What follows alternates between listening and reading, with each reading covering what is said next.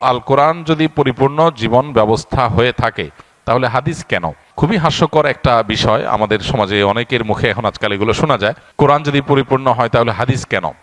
কোরআন পরিপূর্ণ, কোরআন হলো মূল পাঠ, এটার ব্যাখ্যা গ্রন্থ হলো হাদিস।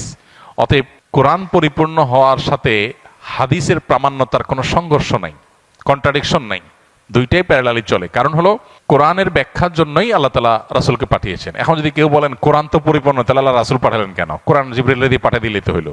এই প্রশ্নটা যেরকম অবান্তর, কোরআন পূর্ণাঙ্গ হলে আবার হাদিস লাগে কেন, এটাও সেরকম অবান্তর। এনকারে হাদিসের ফিতনা এখন ঘরে ঘরে দাঁড়ে দাঁড়ে হয়ে গেছে, হাদিস অস্বীকার করার। আমাদের সতর্ক থাকতে হবে।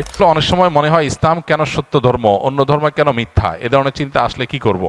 আমরা যখন চাষাবাদ করি শুধু ফসল হয় না, ফসলের সাথে আগাছাও হয়।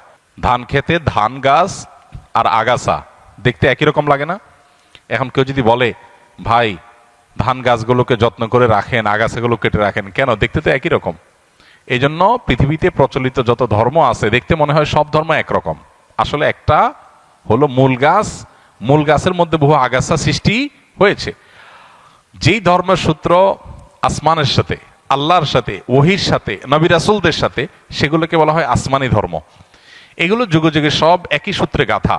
এগুলোরই সর্বশেষ ধারা হলো মুহাম্মদ সাল্লাল্লাহু আলাইহি সাল্লামের ধর্ম। এরপর আর কোনোটা আসবে না, এরপর কিয়ামত হয়ে যাবে।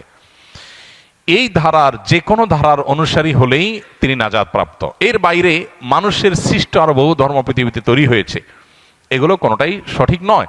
এখন আমরা ওই যে আগাছা এবং মূল ফসল সম্পর্কে ধারণা না থাকার কারণে আমাদের কাছে দেখে এক মনে হয়। যে ধান গাছ আর আগাছার পার্থক্য জানে না তার কাছে সবাই এক মনে হয়, কিন্তু যে পার্থক্য জানে তার কাছে এক মনে হবে না। একটা হবে মূল গাছ, আর হলো আগাছা সৃষ্টি হয়েছে। আসমানি ধর্ম এটার ধারা শুরু হয়েছে কখন? আদম আলাইহিস সালাম থেকে শুরু করে নূহ আলাইহিস সালামের সময় এটার দ্বিতীয় ধাপ শুরু হয়েছে। এই যে হাজার হাজার বছর যাবৎ চলে আসছে, এরপরে এসে বহু মানব রচিত ধর্ম পৃথিবীতে শুরু হয়েছে।